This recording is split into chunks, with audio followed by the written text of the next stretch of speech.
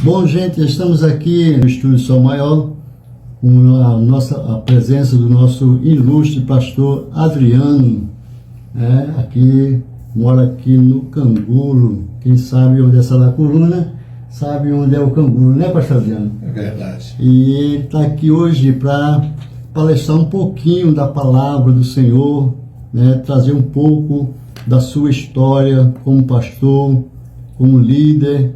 E nós estamos aqui para ouvir nosso pastor Adriano. É uma honra, meu pastor, você estar aqui no nosso Estúdio Sol Maior, para falar um pouquinho da palavra do Senhor, de Deus, e também falar um pouco da sua história pastoral. Amém? Se apresenta aí, meu pastor. Fica à vontade, o Estúdio Sol Maior é seu. É um prazer imenso. Eu acredito que o que Deus tem para fazer é uma coisa grandiosa. Eu sou pastor da Assembleia de Deus, Projeto Missões de Veneza. Nós temos a nossa filial no Cangulo e vamos estar com outra filial aqui, outra filial em Piabetá. Ah, sim, em Piabetá vai ter outra também, né? Isso também. Aí, gente, vocês que são de Piabetá aí, olhem, vai ter outra igreja aí, uma congregação filial, né, da igreja do nosso pastor Adriano. Também a gente vai também lá louvar o Senhor, né? Eu e minha esposa, nós temos um dueto também, nós somos dueto Ebenezer, interessante, dueto Ebenezer também. Estamos lá para apoiar nosso pastor Adriano. Amém? E o pastor Adriano, nesse momento, ele vai trazer uma palavra de Deus para os nossos corações. Você que está aí do outro lado, se puder parar um pouquinho para ouvir o que Deus tem para falar com você nessa tarde. Amém? Amém. O texto que eu vou usar é um texto muito conhecido, que é João 8, 32. Conhecereis a verdade, e a verdade vos libertará. Isso é muito importante, né? Porque, na verdade, esse texto, eu quando leio ele, quando eu estudo sobre ele, porque as pessoas, elas criam as verdades delas. Exato. Né? E minha avó sempre falou uma coisa que a gente, quando era criança, para a gente nunca misturar leite com banana, leite com manga, porque se tomar leite com manga ia passar mal. Isso. Mas na verdade eu fui uma vez fazer um trabalho perto de uma lanchonete e estavam servindo leite com manga batido. Porque era uma verdade que não era verdade. Exatamente. Porque a verdade absoluta é Cristo Jesus. Ou seja, era mito, né? Era mito, né? Então, quando a gente vê as pessoas criando as suas próprias verdades, elas criam o evangelho das suas próprias verdades e não usam a verdade como regra de fé, que é Cristo Jesus. Porque o próprio Jesus falou, no João 8, 36, que se o Filho vos libertar, verdadeiramente sereis livres. Então ele está falando que a única verdade é Ele. Nós criamos a nossa verdade, mas se a nossa verdade não estiver baseada em Cristo, é uma mentira. Verdade.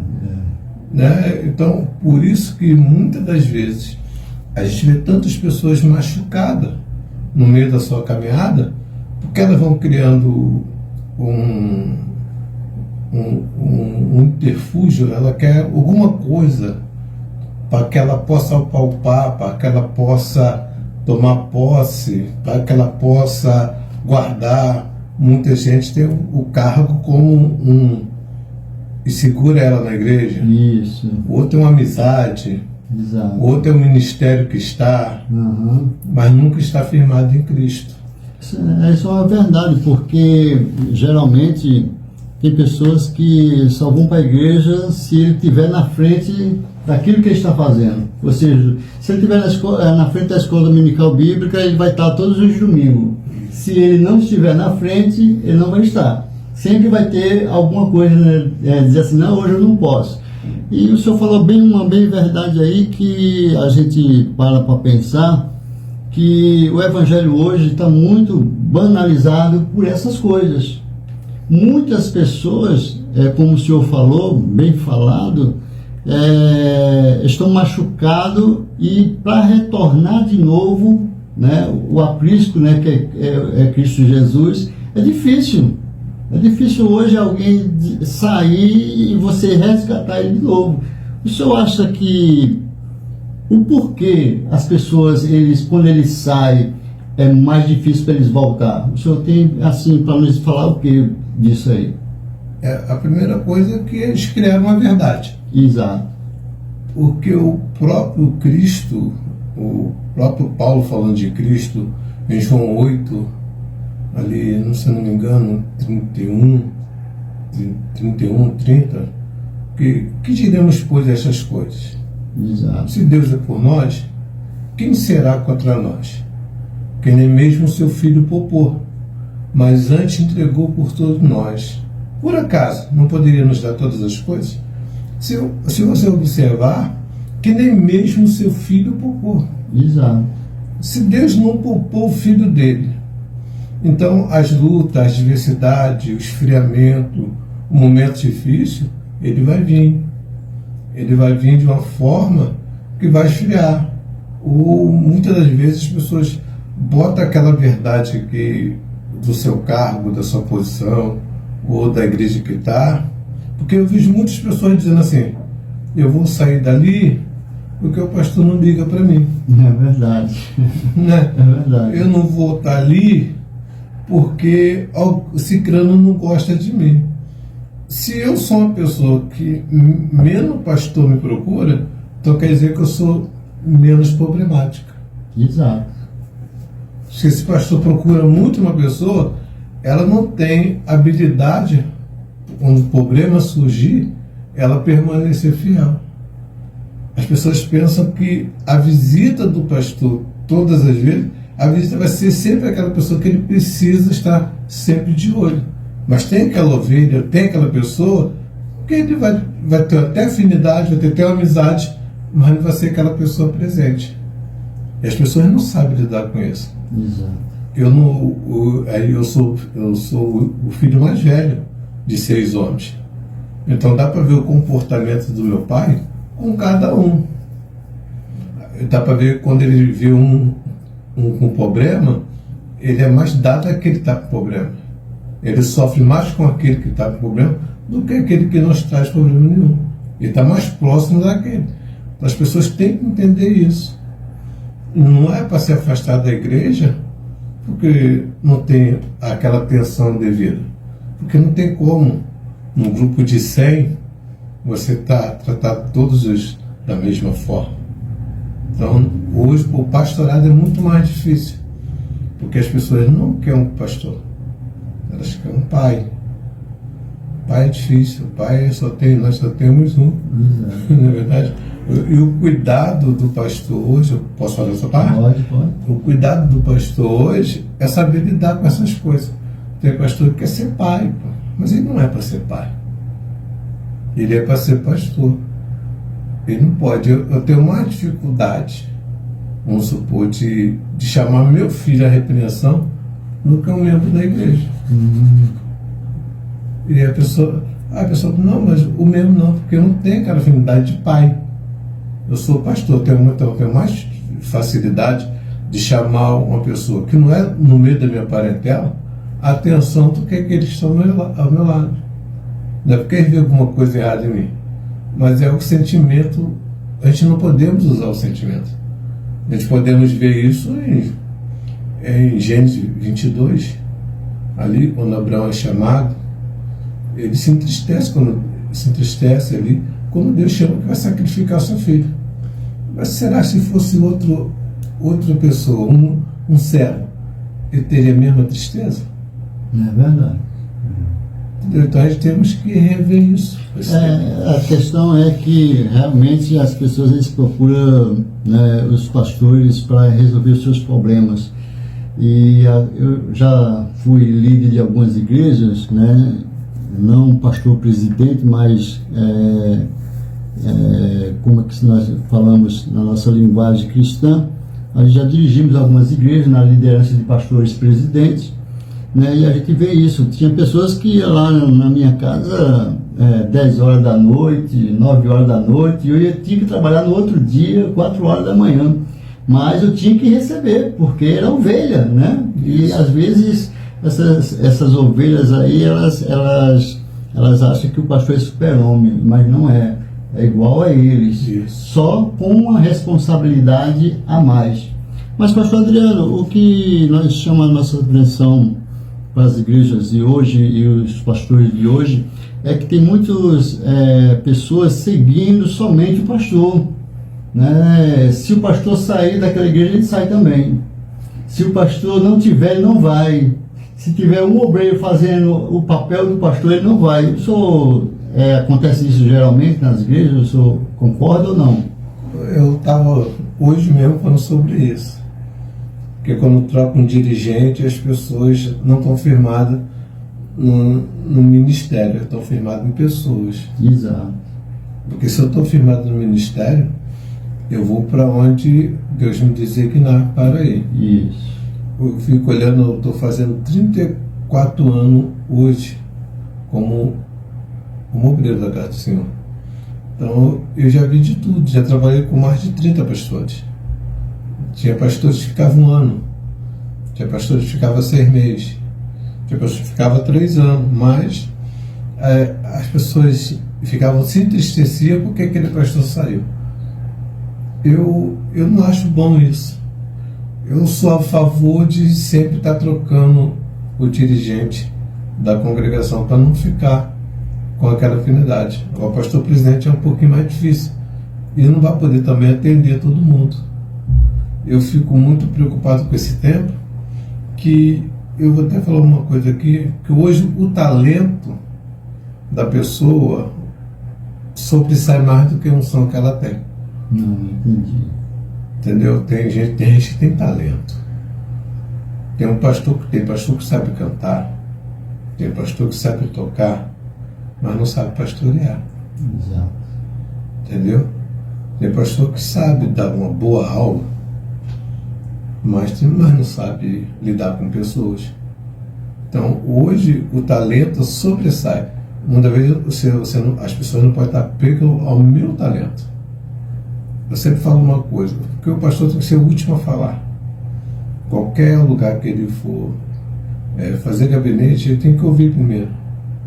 Porque ele é o psicólogo naquele momento. Exato. Né? E as pessoas estão esperando isso dele. Né?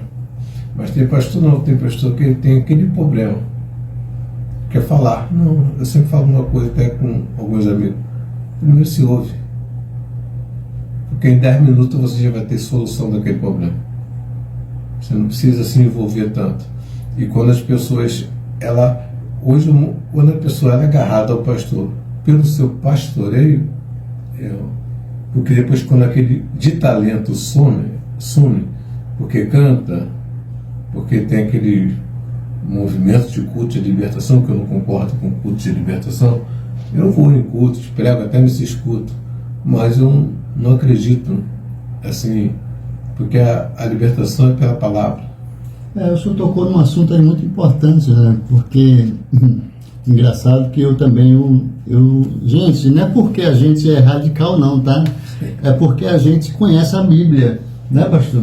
E eu também não concordo muito com esses tipos de cultos. Você tem que estar liberto. Lógico, a Bíblia diz que se Deus nos libertou, nós estamos livres. Isso. E as pessoas, eles acham que por exemplo, se não tiver aquele movimento ali, não tiver aquelas revelações toda hora, gente, a gente não somos contra a revelação, porque a palavra de Deus fala que tem que ter revelação na igreja, porque senão a igreja se perde.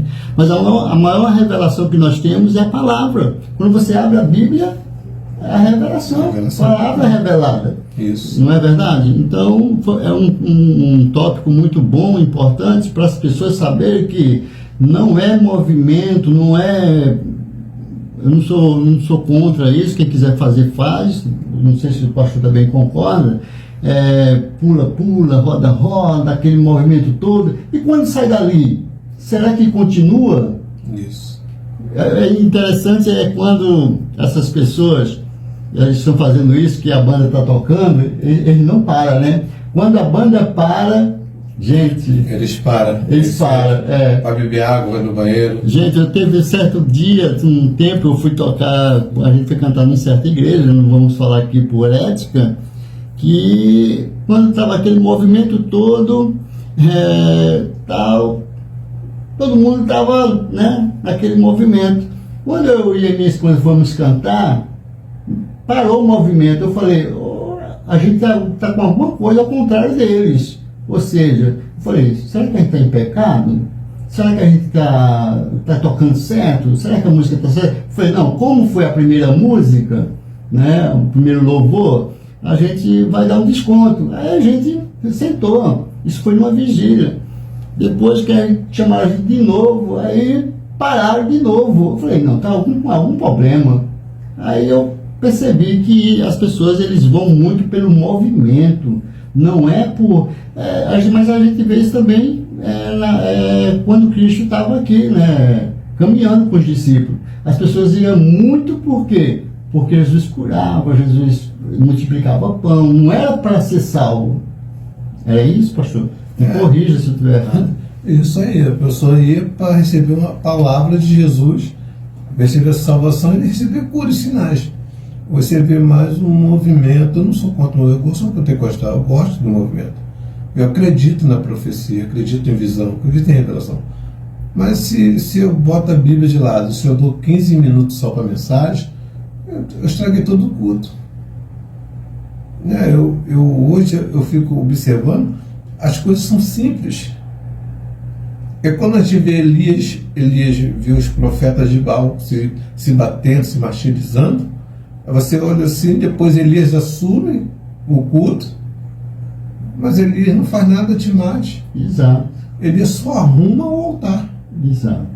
Você não vê Elias fazendo papagaiada, não. Você vê Elias arrumando o altar. Exato. Agora, está arrumado? Vamos jogar água aqui. Isso. Acabou. Aí daqui a pouco o fogo desce. Aí Elias também, no outro momento que ele está vivendo, ele está orando para que chova.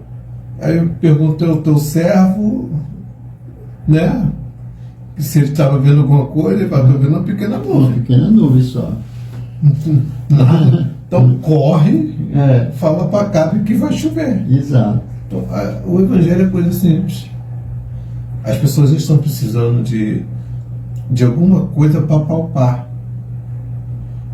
E a fé não, a fé é o firme fundamento das coisas que se esperam e a convicção de fatos não se vê.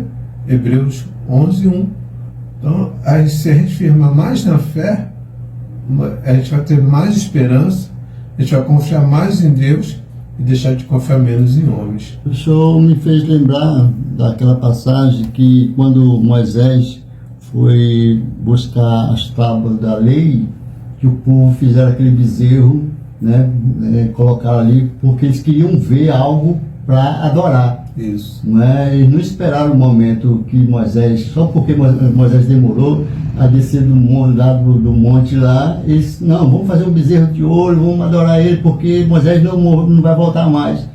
Aí quando Deus viu isso, interessante que quando o povo peca, Deus falou assim, olha, Moisés, o teu povo já não era mais dele, não era mais de Deus. O teu povo está... Olha lá o que o teu povo está fazendo. Isso. Por que Deus falou isso, pastor? O teu povo. Por que não falou, o meu povo está assim? Porque, na verdade, ali o Moisés era uma autoridade delegada. Exato. Entendeu? O povo é de Deus. Isso. Mas o pastoreio é de Moisés. Isso. Teu povo. Então, teu povo, Deus estava falando, você é autoridade sobre esse povo. Deus tinha delegado ele aquela autoridade. Não é que ele seria Deus para aquele povo, mas que ele seria uma autoridade delegada por Deus. Então Deus, por isso que as pessoas têm um sentimento de posse pelo departamento, onde ela não é a dona. Um sentimento de posse pelo departamento de irmã, departamento de jovem, e até mesmo pelo seu pastoreio, aonde ele não é dono. Ele é uma pessoa delegada para aquele momento. Você pode ver que Moisés vai, se revolta, isso, né? Joga a tábua da lei no chão, isso, quebra, quebra. Mas depois ele vai ter que escrever com as suas próprias mãos. É verdade. Nós temos que ter hoje o pastorado, o seu obreiro na casa do Senhor, não é difícil. Uhum. Eu não vejo como uma dificuldade. É porque, quando eu falo, as coisas é simples.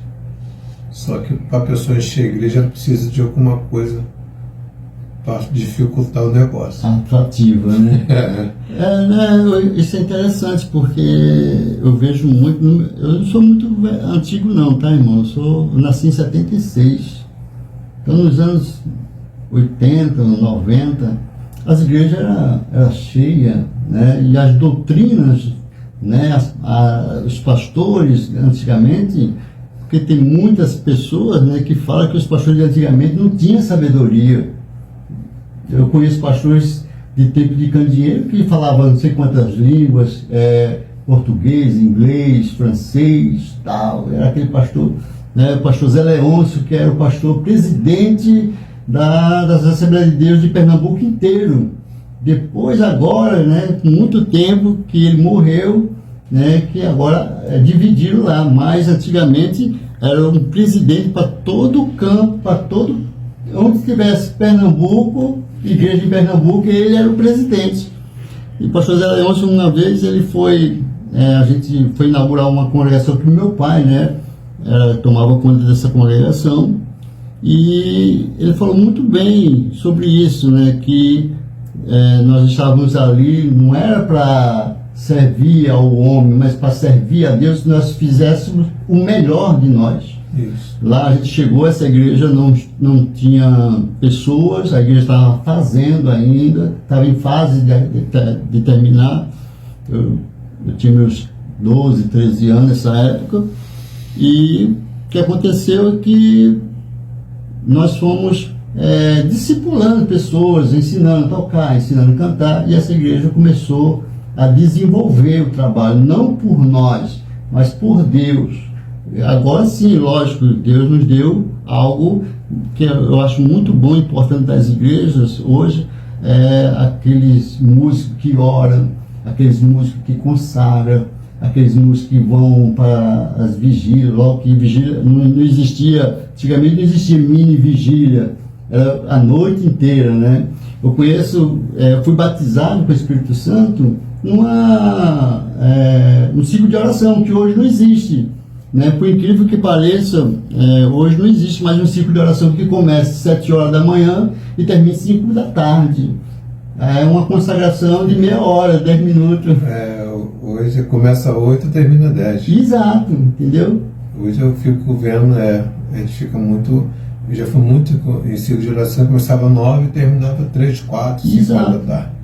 Dependia muito da proporção do culto. Mas hoje a oração ela fica muito escassa. Eu tive um prazer de estar pregando numa igreja em Piabetá, que eu cheguei lá, todo mundo orando, de joelho, a igreja toda, numa consagração. Então, depois da consagração, terminou o joelho, eles falaram, vamos ouvir a palavra. Aí passaram para mim, que era o pregador daquela manhã lá de oração. E depois pediu oferta, depois terminou o culto. Eu achei aquilo interessante. Exato. Logo do joelho, aí entrou uma mensagem e não teve muita coisa. Hoje o problema hoje de nós não ter mais aquele ministério que tem muitas congregações, até tem igreja com muitas congregações, mas precisa de atrativo. Eu fico muito preocupado com esse tempo, onde as luzes, aquele momento da festa, ser a base para aquele ano. A pessoa ela trabalha aquele ano todo para aquela festividade, mas a festividade acaba. Se você ler em Lucas, se eu não me engano agora, Lucas 2, ali do 39 mas diante, vai dizer que perderam Jesus numa festa, né? Jesus ficou no templo, Isso. Os pais procuraram e não acharam. Foram para entre os amigos, também não acharam. Vizinhos não encontraram. Verdade. Entendeu? A festa acabou, mas Jesus ficou. Exato. Esse é o problema de hoje. As pessoas vão para a festa, mas esquecem Jesus. Hoje o maior problema nosso, na maneira geral, sem botar outras igrejas, né? A pessoa sempre quer arrumar um culpado, né? Exato. Eu não. Eu sempre falo uma coisa: se eu estou mal espiritualmente, pode sou eu. Não é meu pastor, não é quem está me dirigindo. Pode sou eu que estou buscando mesmo, eu que estou orando mesmo, eu que estou mais distante de Jesus. Mais distante, né? Se eu estiver perto dele, eu estou bem. A questão é hoje que eu sou, dizem que eu sou meio radical com as coisas.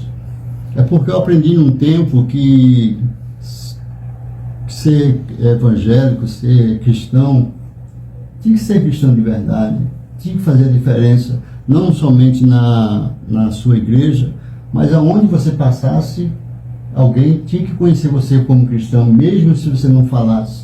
Isso. Sou da época do candeeiro. O senhor sabe o que é candeeiro?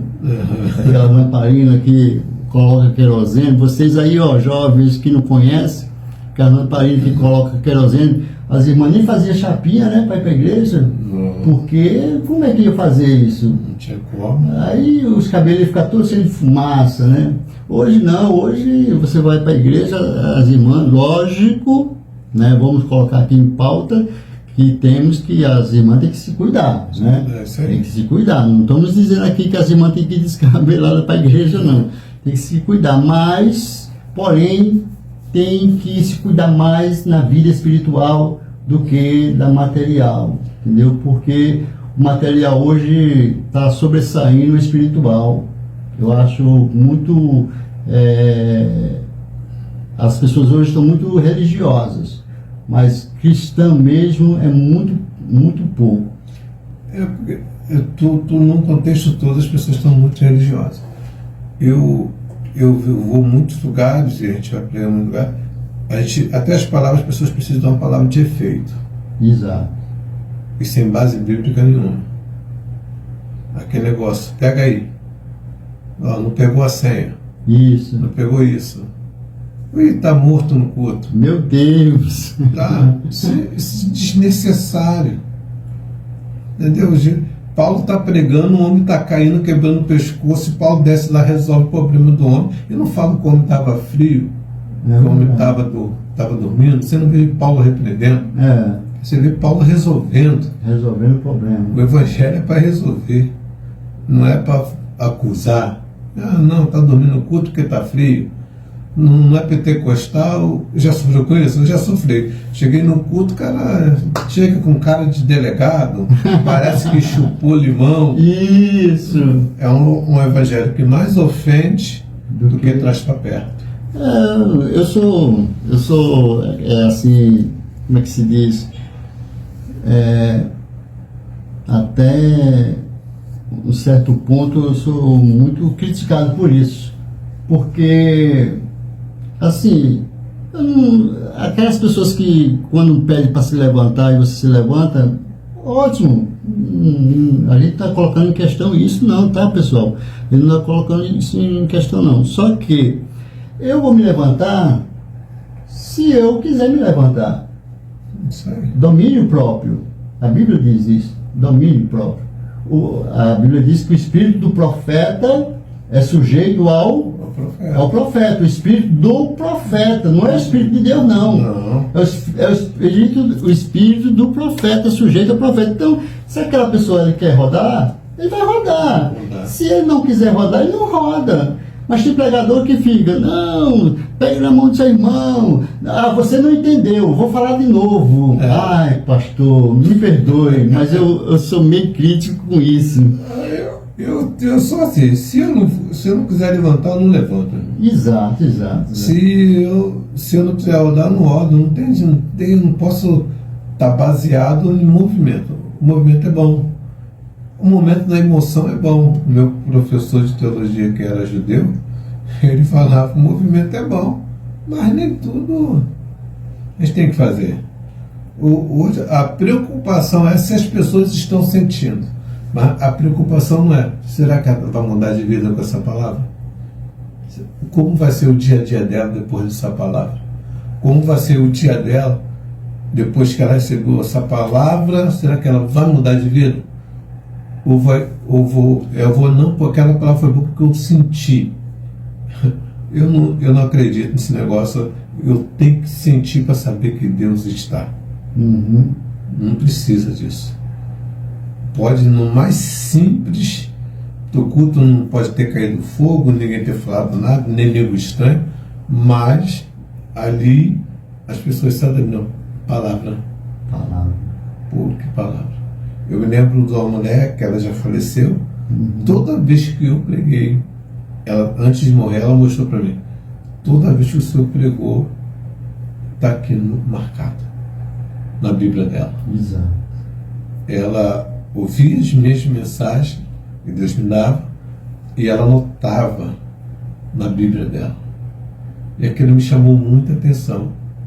Porque as pessoas querem pregar ou querem o movimento para se autopromover. Se quer se promover, bota a melancia na cabeça e sai na rua. É verdade. Eu não posso. O veículo da divulgação, da informação, tem que ser por reino de Deus. Por isso que eu falei no começo, a base de Jesus é a verdade, conhecereis a verdade. É ela que liberta. Não é esses enfeites todo, né? Isso. Estola sacerdotal, candelabro. Eu não sou contra quem usa. Mas na minha casa é diferente. Na minha casa é só o simplesinho, tá bom. Porque muitas vezes as pessoas elas acham, porque seria até hipocrisia da minha parte, porque eu vou pregar em igreja assim, elas pode falar, eu vou pregar a palavra, mas o que ela tem dentro, para mim não tem problema nenhum. Eu só não levo isso para minha casa. Exato. Na minha casa é o mais simples possível. Seria e pode falar, fala de uma igreja e lá pregar nela. Não. As pessoas, muitas vezes, as pessoas já sabem a minha opinião. E se me perguntar, eu vou falar logo na frente. Se quiser saber, pergunta, né, Pergunta. Eu vou falar que não concorre quanto acabou. Uhum. Não precisa ficar inventando. Isso. Porque as pessoas têm o maior problema de ser verdadeiras. A questão hoje é isso aí, é ser verdadeiro. Tem medo de perder, às vezes, né, a pessoa, né? Tem medo de falar, porque senão vai perder aquela pessoa, vai perder a amizade. A gente está falando de um texto que o pastor leu, de conhecereis a verdade e a verdade vos libertará. Essa verdade, ela, desde que Jesus veio morrer na cruz do Calvário, né, por nós, que os fariseus, os escribas, esse povo, eles tinham a verdade, mas era para o povo, não para eles. Isso. Né? A gente vê que eles colocavam, por isso que a Bíblia diz que o fardo é leve e o jugo é suave. E eles colocavam um peso tão grande nas pessoas que eles mesmo não cumpriam. E a gente vê hoje, muitas vezes, né, tem pessoas que colocam peso em outras pessoas que ele mesmo não consegue carregar, mas quer que a outra pessoa carregue. Isso aí. Tá entendendo? Então, eu sou um pouco criticado por isso, porque eu falo assim, gente, cada um é de um jeito. Por exemplo, eu nasci na Assembleia de Deus, que as irmãs eram conhecidas pelo coque e pelas vestes. Só que hoje eu não vou conhecer hoje assim. Não tem como. Não tem como. Eu tenho 49 anos dentro da Assembleia de Deus.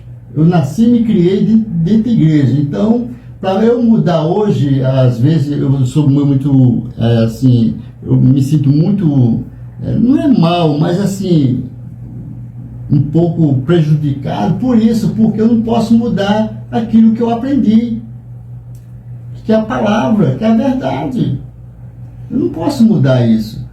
Agora, Lógico que eu estou aprendendo, pastor Adriano, estou aprendendo. Gente, olha, o evangelista Iriel está aprendendo um pouco a ficar calado, tá? Só ouvir. E a Bíblia diz isso, né? É melhor ouvir do que falar. Mas, pastor Adriano, a gente também estamos com algumas perguntas aqui, não é fora do contexto da sua palavra, mas vamos falar um pouco, né, o que é ser um pastor presidente, né? O que é presidir uma igreja. E a primeira pergunta é: qual a visão ministerial que o senhor tem como presidente de uma igreja? Qual a sua visão ministerial sendo presidente de uma igreja? O pastor e presidente ele tem que ter um cuidado maior do que os outros. Por quê? Porque ele está na linha de frente. Na verdade, nesse tempo, a gente tem muitos pastores presidentes. E tem pastores presidentes que não é pastor presidente. É um pastor local, é um pastor, vamos supor, de congregação. Mas o cara assumiu a posição como pastor presidente por vaidade, não porque Deus botou ele. Hoje eu fico preocupado. O pastor presidente ele tem que ter uma característica simples. Isso. Como eu já falei no começo, ser um cara mais calmo, calado. A palavra tem que ser num momento chave. Tem que ser a pessoa que tem que lidar com todo mundo. Cuidado de lidar com as pessoas. Não se vamos supor, querer botar a sua autoridade acima da autoridade de Jesus. Ele não pode ser o dono da igreja. Ele é o administrador da igreja. Ele está administrando aquele momento. Depois que ele morrer, vai assumir outro. Mas você pode observar que, para ser um pastor presidente, a primeira característica é não se exaltar. Tem muita gente exaltada. Porque é presidente. Porque é presidente. Isso é uma grande verdade. Ele está achando que é o dono. E o dono é Cristo, né? Dono é Cristo. Por isso que quando ele falou para Pedro: Pedro, tu me amas? Amo, Senhor. Pedro, tu me amas? Amo, Senhor. Pedro, tu me amas? Pastor, Jesus, eu já falei que te amo. Então apacenta as minhas ovelhas. Isso. O pastor é apacentador, né? Hoje eu fico muito observando. A gente não consegue orientar num mês mais de 15 pessoas. Nenhum homem consegue. Não vai conseguir orientar mais de 15 pessoas. Então o pastor presidente ele tem que ter pessoas que ele possa ajudar ele a administrar aquele momento. Ele tem que delegar pessoas para fazer aquele momento. Mas a maior dificuldade de um pastor presidente hoje é que quando a pessoa se é dada uma autoridade sobre ela, elas querem tomar outras posições. Eu tive um problema muito grave quando estava com trabalho em Magé, centro de Magé, porque o dirigente que eu tinha lá, ele queria dar a Santa Ceia para pessoas sem o protocolo da Assembleia de Deus. Entendeu? Porque na verdade cada igreja faz da maneira que quer. Mas a gente aprendeu com a Assembleia de Deus. Então a gente vai levando aquele padrão. Ele não queria levar aquele padrão. Ele não teve como.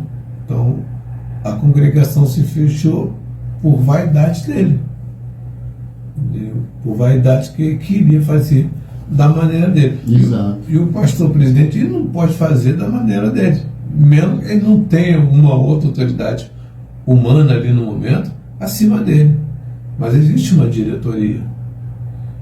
Existe um grupo de obreiros que deve ser compartilhado as decisões. Né? Hoje, se o pastor presidente não souber ouvir, ele perde tudo. Isso é uma palavra muito boa, tá? Hoje o senhor foi muito eficaz no que o senhor falou aí. Se o pastor presidente hoje não souber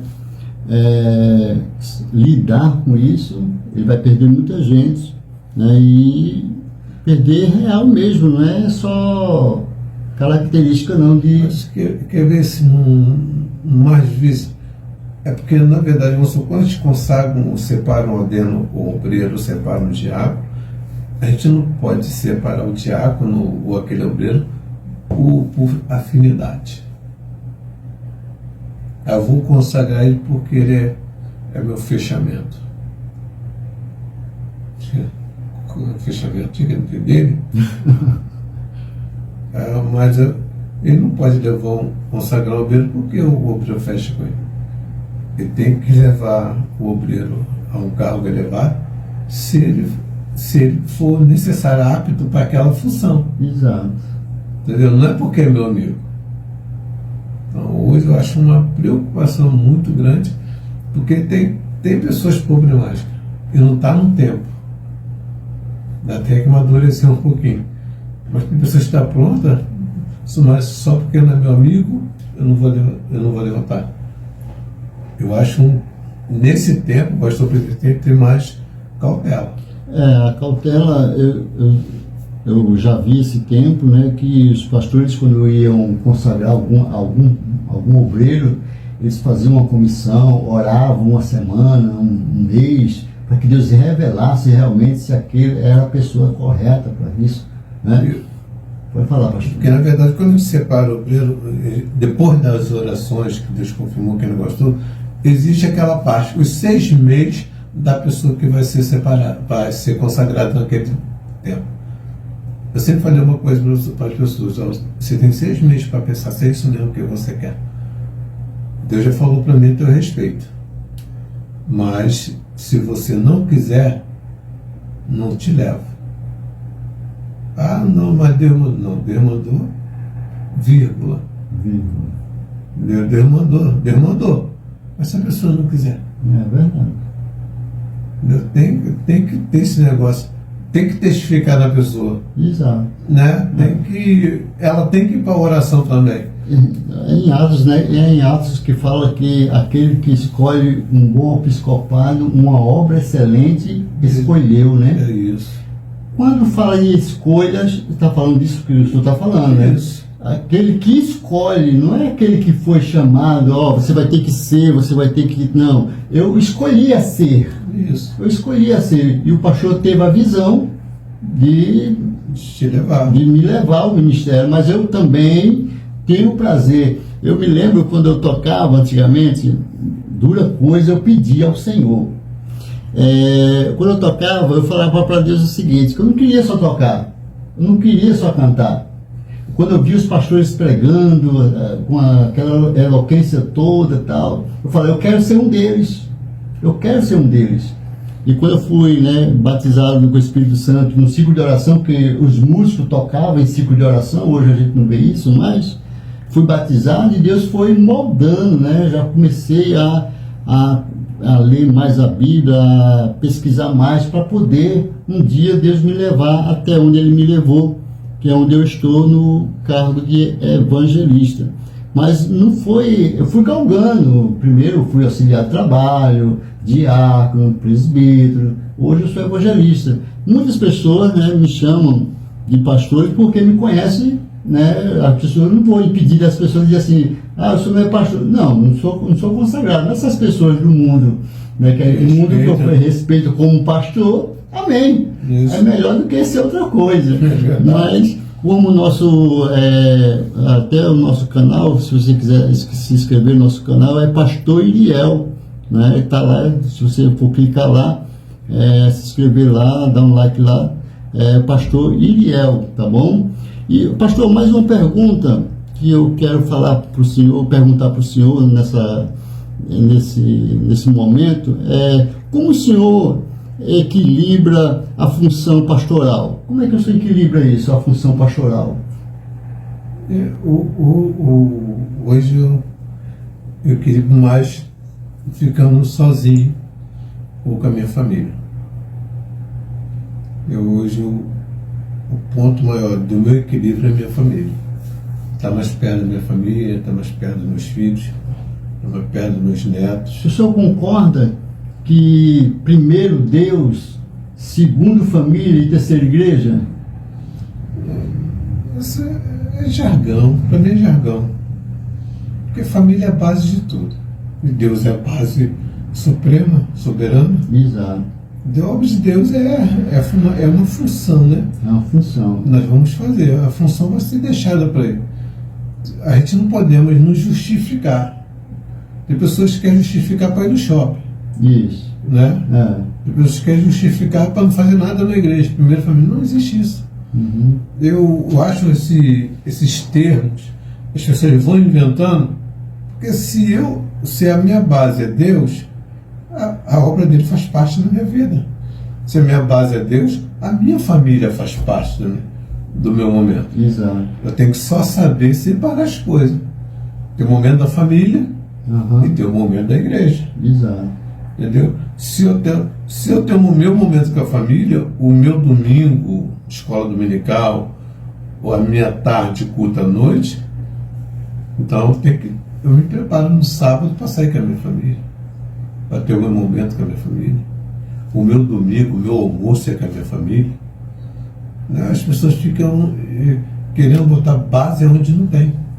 E o senhor concorda também que de muitas pessoas, muitos pastores, eles querem ficar muito dentro da igreja, diariamente e tal, e deixa a família, assim, como o senhor falou, não tem um almoço com a família, não tem um lazer com a família, porque ele acha, porque ele é um pastor presidente, ele tem que estar na igreja 24 horas. O senhor concorda com isso? Não concordo. Por que eu não concordo? Porque assim como se ele é pastor presidente, ou até mesmo se ele recebe para ser aquele pastor naquele momento, ele tem o horário dele de trabalho. Se eu estou numa empresa, então eu cumpro lá meus 9 horas de trabalho, 8 horas de trabalho, então eu tenho que ter o meu horário. Eu não posso estar o dia todo. Então eu tenho que cumprir o meu horário de trabalho. Eu tenho que estudar para a escola dominical, eu tenho que estudar para dar um curso de doutrina. Então, eu tenho que fazer o meu horário.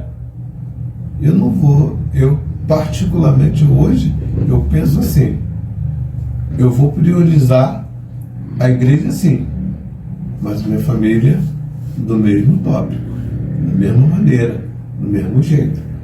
Que é até maior, porque a minha esposa que suporta, né, meus momentos difíceis. Eu vou confessar algo aqui, que eu vivi por um momento de depressão. Um momento de depressão, e minha esposa que passou comigo esse momento. Entendeu? Hoje, a minha esposa, ela tem 42 anos de igreja. E minha esposa, ela vai fazer 40 anos agora, em dezembro, 40 anos de obreira da igreja. Glória, né?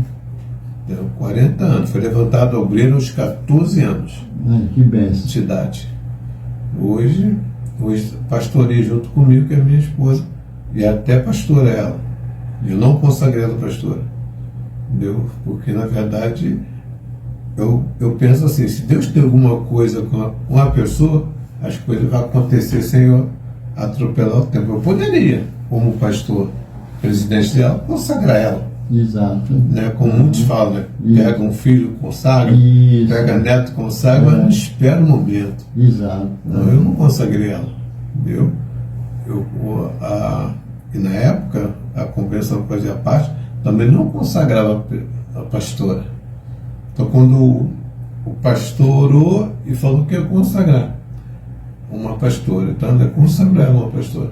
Aonde eu fico vendo muitos debates também, né? Um assunto puxa o outro. Exato, é isso aí. Eu vejo muito debate, as pessoas dizendo, pô, mas ela não pode ser pastora, fulano pode ser pastora. Eu acredito. E aonde a Bíblia manda que deve ordenar missionário?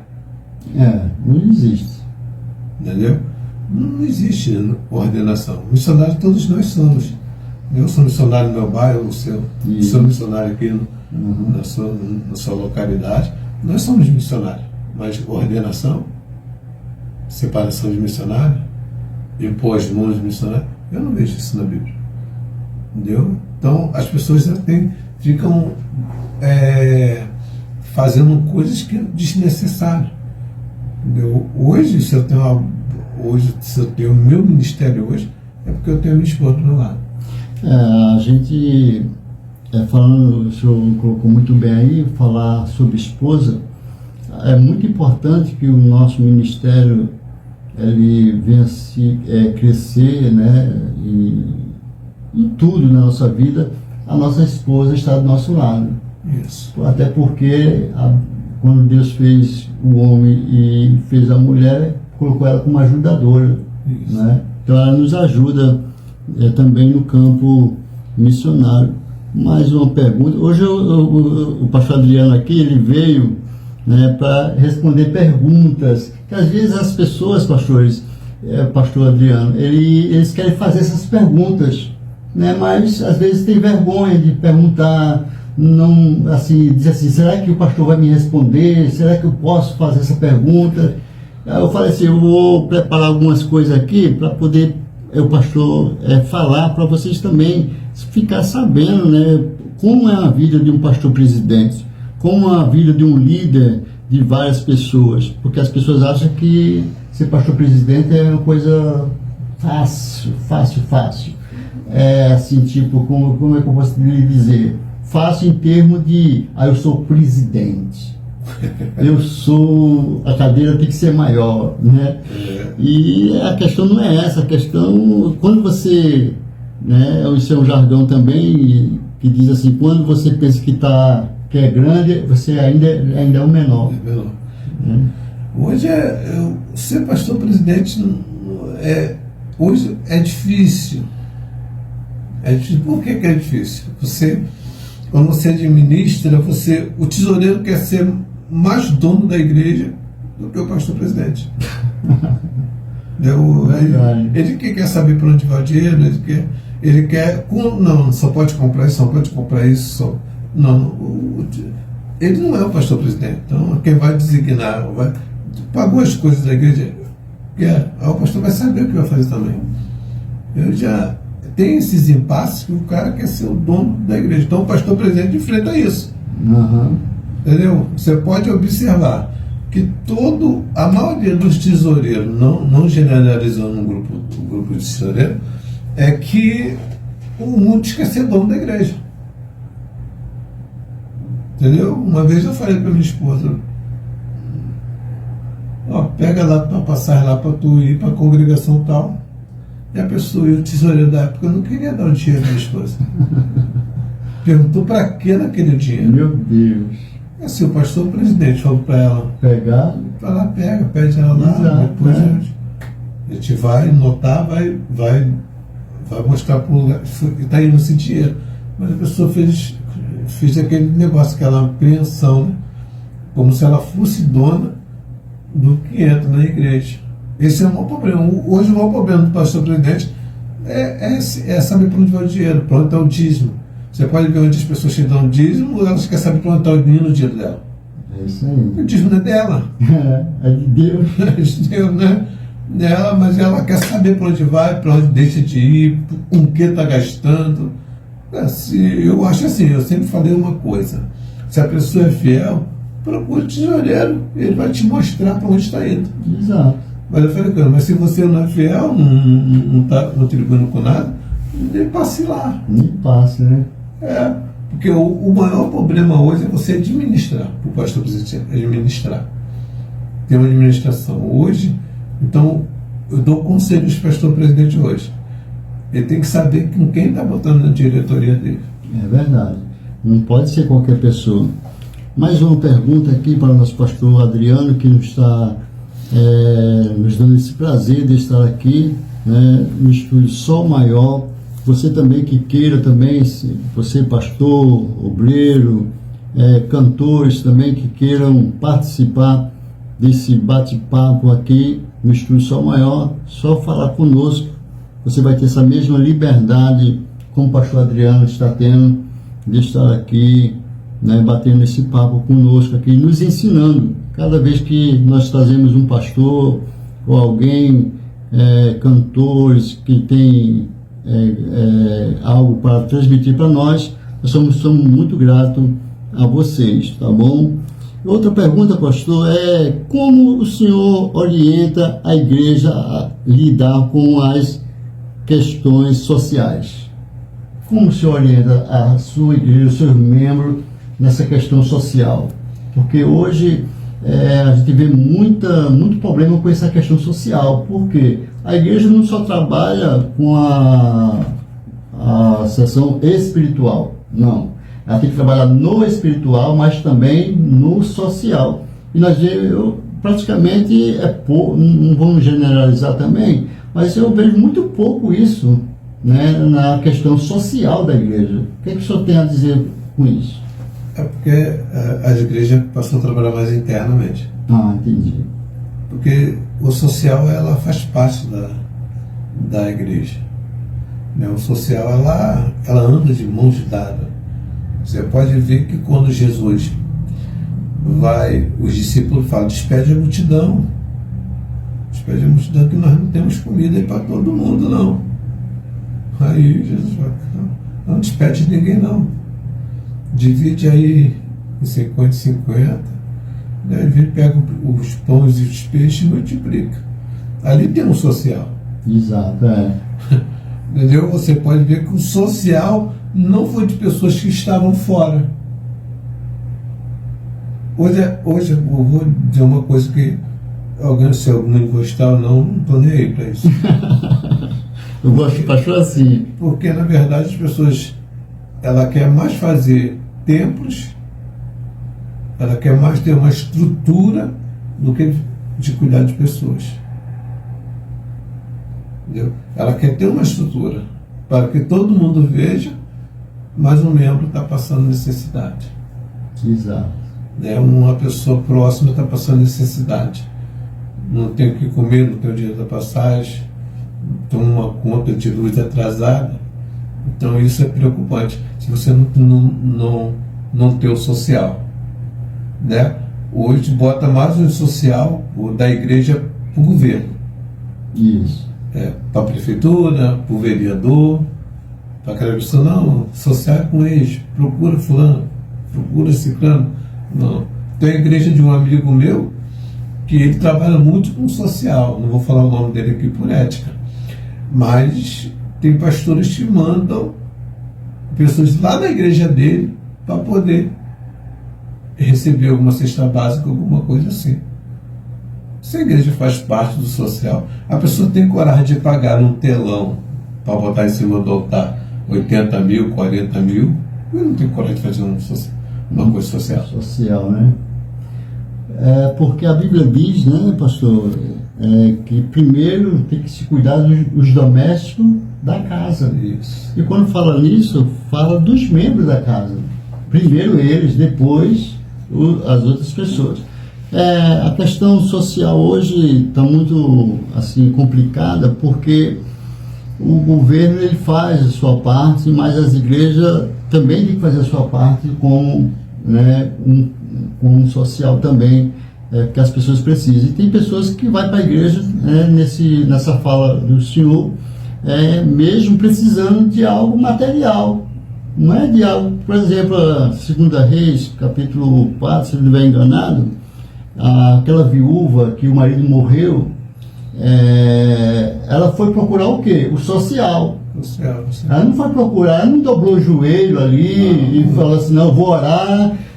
Agora, pastor, me tira uma dúvida. Se essa mulher hoje viesse até a mim, diz assim, evangelista Iliel, olha, os credores foram lá dizer se eu não pagasse a dívida, meus filhos iam ser levados como escravo. Eu ia falar assim, tá bom, minha irmã, a gente vai orar para Deus fazer a obra. Seria o certo ou não? Ou fazer igual o profeta Eliseu fez? Não, o certo é dar assistência que nem o profeta fez. Exato, não é isso? O profeta deu assistência a ela. Entendeu? Mas o profeta não tinha muito recurso ali também. Ele pega ele vai multiplicar o que ele tinha, usou a fé, ele mandou ela encher aqueles vasos todos, mas ele trabalhou no social ali. Exato. Ele não abandonou ela, porque ela traz também a responsabilidade para ele. O meu marido era servo do Senhor e temia ao Senhor. Exato. Mas meu Criador para me levar. Então o cuidado ali é o social. E as pessoas não têm cuidado com o social. Hoje, a importância maior é visitar quem dá recurso. Entendeu? Eu vou visitar aquele fulano, porque se ele abrir a mão, ele vai me ajudar. Porque é muito difícil fazer para as pessoas que querem fazer social para quem não vai gerar nada. Ou quando quer fazer um social, quer tirar foto com a cesta básica. Nossa, nem fale isso. Eu acho isso, para mim, ridículo. Pelo correto, a pessoa não é nem para ser divulgada. Entendeu? Eu falo isso porque eu tenho um amigo meu que ele dá assistência às pessoas e não é divulgado. Ajuda e não é divulgado. Hoje, a nossa igreja não está com esse recurso todo, a gente está retomando com os trabalhos. Então não tem esse recurso todo, mas o social é através dos dízimos e oferta que está ali na igreja. Mas é muito difícil hoje porque as pessoas não acreditam em pessoas. Ah, tá. Entendeu? Uhum. Não acreditam em pessoas. Porque a pessoa chega lá, pastor, estou precisando disso, aí a gente fica na dúvida, puxa, será que ela está precisando mesmo? Será que ela vai usar em bebida? Será que ela vai fazer unha? Será que ela vai fazer o cabelo? Exato. Então, hoje, o social hoje é difícil por causa disso. Uhum. Entendeu? Mas tem como fazer em outras áreas. Eu visito muitos centros de recuperação. E esse amigo meu que eu tenho, a gente sabe, vai buscar peixe, vai buscar doação. Ele usa a Kombi da igreja para buscar doação, para fazer isso, para fazer aquilo. E muitas das vezes não pede a gasolina, ele faz o social. Isso é importante. Meus amigos, nós estamos aqui, já é quase no final da nossa, nosso não é debate não, tá, irmãos? É um bate-papo aqui cristão, né? Isso. Cristão, né? Nosso pastor Adriano nos deu essa honra de estar aqui. Só a última pergunta que eu vou fazer para o pastor Adriano de que forma o senhor discipula os novos convertidos? Qual é a forma do discipulado na sua igreja? É orientar eles a ver uma vida cristã, baseada na Bíblia, na Sagrada. Mas existe também o discipulado, antes de batizar as pessoas, de qualquer forma, tem que ensinar ela a base, a ética cristã, de tudo aquilo, para a pessoa depois não falar que ela está enganada. Hoje não, levantou a mão, já quer batizar amanhã. Não há essa necessidade de correria. Mas as pessoas, mas se Jesus voltar, não é pelo batismo, é pelo arrependimento. Exato. Mas, porque se for pelo batismo, muitas pessoas vão, mas tem que ensinar as pessoas. Hoje as pessoas não ensinam. Hoje, até mesmo se ela faz parte de uma igreja, ela tem que ser ensinada ao estatuto daquela igreja. Exato. O que pode, o que não pode. E não é nada. Tem igreja que pode botar brinco, tem igreja que pode andar de cabelo, tem igreja que pode fazer andar de bermuda, andar de calção. Isso não tem problema nenhum. Mas a pessoa tem que ser informada. Porque muitas pessoas se perdem hoje, porque a igreja não pode usar calça. A mulher não pode usar calça. Mas o pastor abre uma exceção. Não para quem está trabalhando, porque tem mulher que tem que trabalhar de calça comprida, porque a empresa pede mais. Mas se ela for na igreja com a calça comprida, porque não deu tempo dela passar em casa, então tem que rever muitas coisas no estatuto. Um amigo meu fala assim que a graça é tudo pela graça. Não existe graça sem lei. A graça não pode, a graça tem lei. E graça sem lei? Uhum. Não, tudo pela graça não, tem a lei. Uma graça sem lei é como um país sem governo, sem sinal de trânsito, sem policiais, sem autoridade. A graça, ela tem que ter uma lei. Então por isso que você vê muita dificuldade dos novos convertidos, porque as pessoas não querem falar e tem que fazer aquilo. E tem que cumprir aquela lei daquela igreja, daquele estatuto. Tem igreja que vai dar Santa Ceia para quem entrar. Não vai perguntar se é batizado, se não é batizado. Ela vai dar Santa Ceia para todo mundo. Tem igreja que não. Então, as pessoas têm que saber onde elas estão. Porque as pessoas muitas vezes não lêem o estatuto da sua própria igreja. A igreja não conhece, né? Não conhece. E às vezes nem é informado disso, né, pastor? Porque, na verdade, no discipulado, tem que ler a parte, as obrigações dele como membro, Uhum. como filiado daquela igreja, e tem que saber as suas obrigações e as suas punições se errar. Exato. Entendeu? É que nem muitos pegam, não, mas vamos botar fulano, vamos pegar fulano, porque fulano foi pego nisso. Não, amém.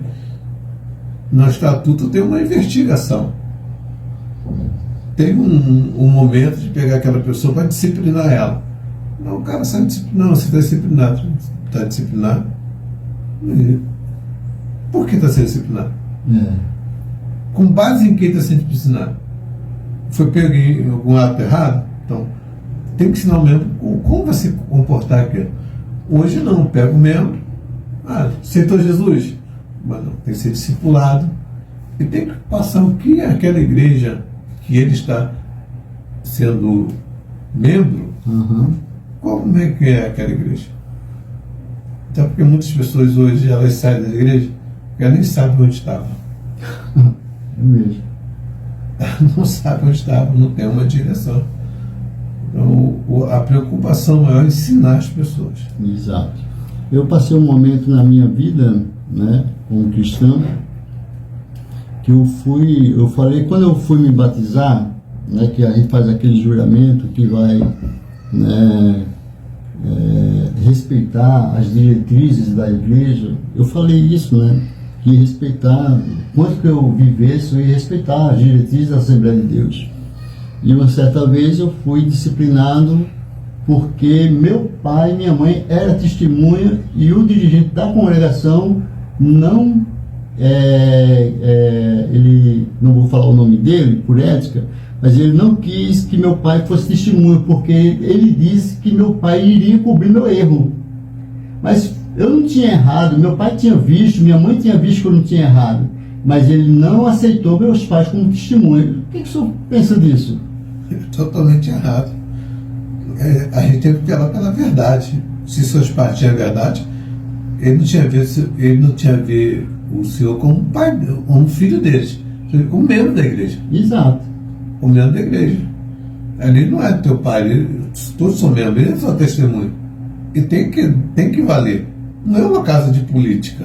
É isso aí. Não é uma coisa criminal. Isso. Só não pode num ato criminal. Porque justamente vai dar, mas isso é uma coisa para se resolver, para entender, para que fazer isso? Eu fiquei 90 dias, né, disciplinados.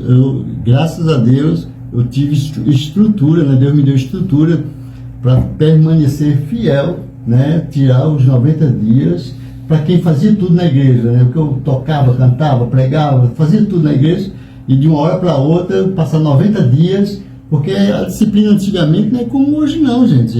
A disciplina antigamente, parece que as pessoas estavam com uma doença contagiosa, né? Muitos nem queriam chegar perto. Às vezes, tem igrejas que culto de porta fechada nem entrava, né? Eu me lembro, na minha infância, que Santa Ceia, criança não ia para Santa Ceia. A gente já sabia, quando meus pais falavam assim, vocês hoje não vão para o culto, a gente já sabia que era Santa Ceia. Porque os pastores tinham essa tese das crianças bagunçar na Santa Ceia. Isso. O que o senhor acha disso aí? Na época, para a época, era bom. Era bom. E hoje? Hoje tem como fazer salinhas. Isso.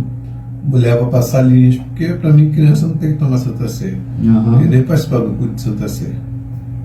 Tem que ser orientado na escolinha na escolinha que tem que ensinar como é a Santa Ceia. Exato. Na escolinha que tem que ensinar, não é aquele momento lá, porque as crianças não vão entender, vai querer comer. É isso aí. Vai querer comer. Então, a criança, apesar que tem igreja agora, evangélica, que batiza a criança e deixa tomar Santa Ceia. Não tem base bíblica para isso, mas eles fazem. Exato. Meu pastor Adriano, muito obrigado por o senhor estar aqui no nosso estúdio Som Maior. É um estúdio um projeto, estúdio, e vou comentar aqui, estúdio e projeto Som Maior, tá? Porque é um projeto também de aula também. Se você quiser ter aula também conosco, né? Entre em contato conosco, né? Para você ter a sua aula de bateria, sua aula de violão, teclado, contrabaixo, guitarra e técnica vocal também. Pode falar conosco que a gente até também dá essa informação para o pastor Adriano. Se ele precisar na igreja lá, pode falar que temos um estúdio e o projeto Som Maior também, né? Não é só estúdio, é o projeto Som Maior também. Era alfa e ômega, a gente tirou alfa e ômega e botamos Som Maior. Faça agora suas considerações finais, meu pastor. Eu louvo a Deus, agradeço a Deus por essa oportunidade e pela honra. Eu louvo a Deus pela tua vida. Eu te vejo muito, né? A gente quase não para para conversar. Exato. Mas eu te respeito muito, vejo o sou homem de Deus, eu fico só esperando as oportunidades. Eu sempre falo uma coisa: a gente nunca pode fechar a porta para as oportunidades. Exato. As oportunidades vêm só de vez em quando, né? Não, mas aqui o senhor vai sempre estar aqui. Hoje foi essa palavra que o pastor falou, né? Que a verdade vos libertará, mas ele vai ser convidado mais outras vezes aqui, né? Para nós comentarmos. Não é debater Bíblia, não é discutir Bíblia, é falar sobre a palavra de Deus. Tem questões que as pessoas ficam debatendo muito, só debate. Porque na verdade é que nem fariseu. O fariseu assim, só debate. Quando viu Jesus fazer um milagre, ele não podia fazer o mesmo. Exato. Então não adianta, se você debate, não consegue fazer o mesmo. É verdade. Pastor Adriano, antes de terminar, né, vou pedir ao pastor Adriano para fazer uma oração. Você que está aí do outro lado aí, né, se você se identificou com alguma coisa que nós falamos aqui, põe em prática, né? Se você quiser ver esse comentário que a gente fez aqui, dá um like lá no nosso canal, dá o joinha, toca o sininho lá, tá? Se inscreva no canal Pastor Iriel, para que esse canal ele possa crescer mais e mais, né? Trazendo pastores, né? Para falar de Cristo, não falar deles mesmos, mas falar de Cristo, né? Até escolhi algumas perguntas, fiz algumas perguntas, mas o principal aqui é Cristo Jesus, não é o pastor Adriano, nem o evangelista Iriel. Mas o principal aqui, né, pastor, é Cristo Jesus. É o centro de tudo, né? Então, eu queria que o pastor Adriano fizesse essa oração final. Amém. Eu quero também agradecer por essa oportunidade e também deixar um convite, né, que eu vou estar passando para o irmão, que a gente vai estar fazendo uma